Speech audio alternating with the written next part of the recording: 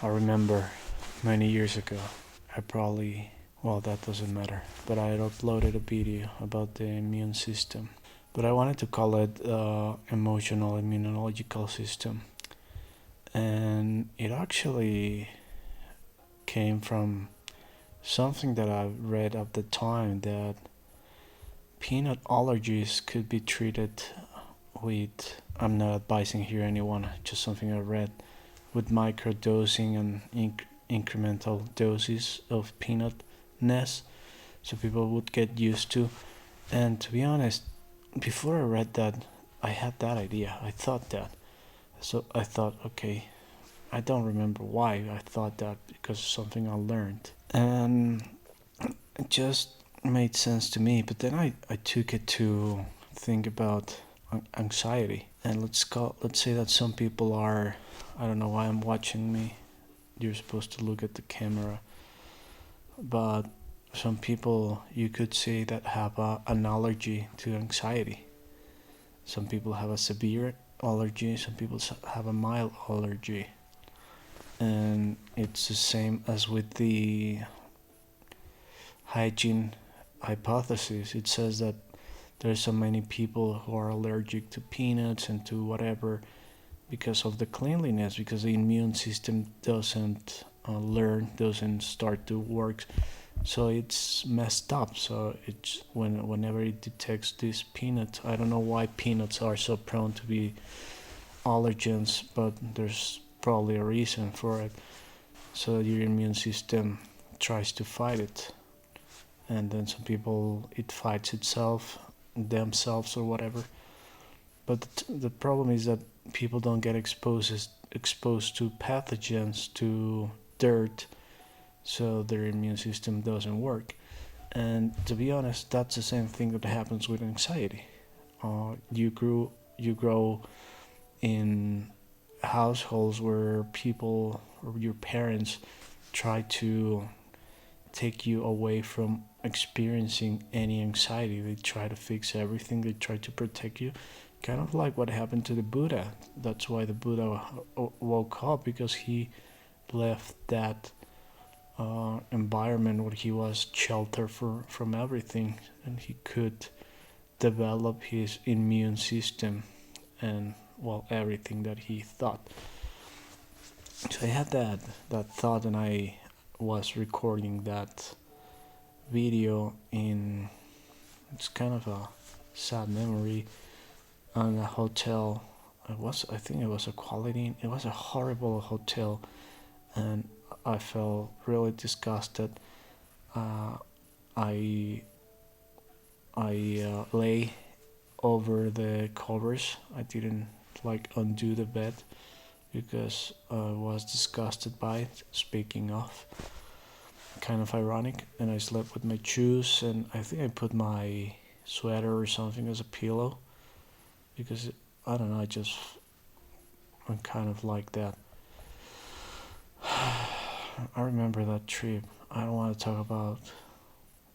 Maybe someday I'll talk why that trip, why these memories giving me a little bit of feelings. But anyway, I was there. I was lying there, and that's why I'm doing this video lying here in bed. And I recorded for my other channel in Spanish, and I got 3 views. Uh, but I thought, this is a great video. If only I would get the chance to, for people to see it, they would love it. They would learn, and I would explode. But that never happened, and to be honest, I haven't watched the video. I don't know if I ever did. At that time, I didn't know to check my videos, to edit for outward silence, which in this channel I'm trying not to do. I'm trying not to edit, just trying to talk more, but I do it more mindfully.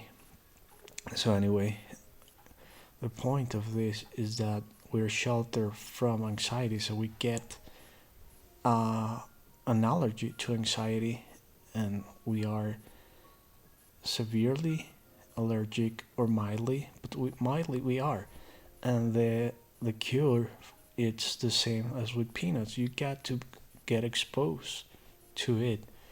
And if you look it up, you're gonna find out that the most effective therapy, maybe the only one with real tangible effect, is exposure therapy.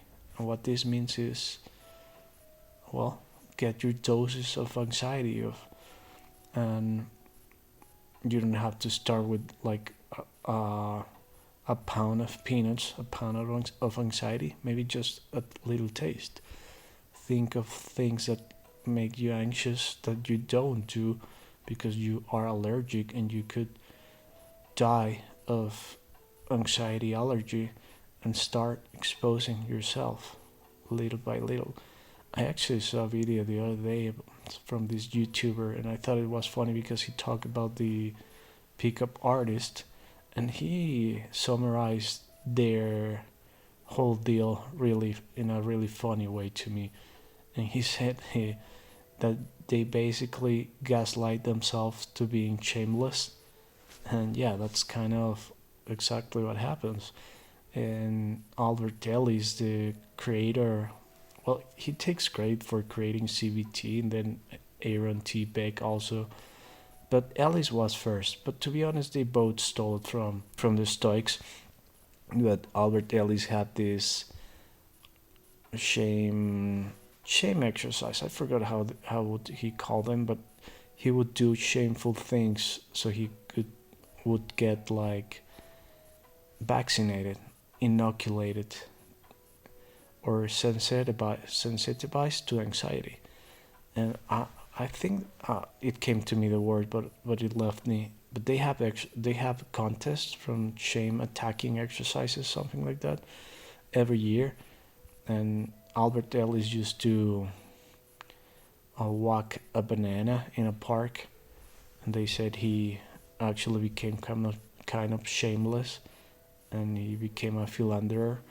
Kind of what happens with pickup artists. What happens with them is that they gaslight themselves in being shameless, and it's a number game, and well, it works sometimes.